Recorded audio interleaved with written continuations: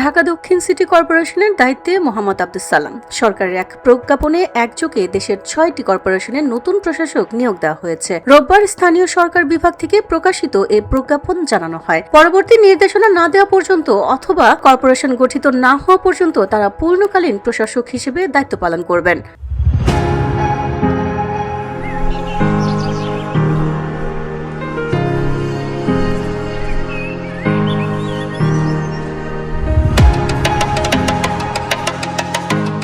সবচেয়ে বেশি আলোচনায় ঢাকা দক্ষিণ সিটি কর্পোরেশন। সেখানে প্রশাসক হিসেবে নিয়োগ পেয়েছেন মোহাম্মদ আব্দুস সালাম। প্রজ্ঞাপনে স্পষ্ট করে বলা হয়েছে, তিনি মেয়রের সব ক্ষমতা প্রয়োগ ও দায়িত্ব পালন করবেন। জনস্বার্থে জারি করা এই আদেশ অবিলম্বে কার্যকর হয়েছে।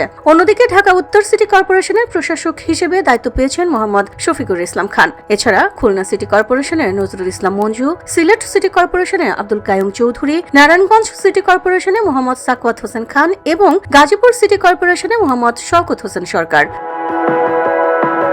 প্রজ্ঞাপনে উল্লেখ করা হয়েছে, স্থানীয় সরকার সিটি কর্পোরেশন সংশোধন অধ্যাদেশ 2024 এর ধারা 25 এর ক উপধারা 1 অনুযায়ী এই নিয়োগ দেওয়া হয়েছে। নিয়োগপ্রাপ্ত প্রশাসকরা বিধি মোতাবেক ভাতা পাবেন এবং মেয়রের সব প্রশাসনিক ক্ষমতা প্রয়োগ করবেন। ঢাকা দক্ষিণের নতুন প্রশাসক হিসেবে আব্দুস সালামের দায়িত্ব গ্রহণের মধ্য দিয়ে নগর প্রশাসনের নতুন অধ্যায়ের সূচনা, এমনটাই মনে করছেন সংশ্লিষ্টরা। VOD Bangla news desk.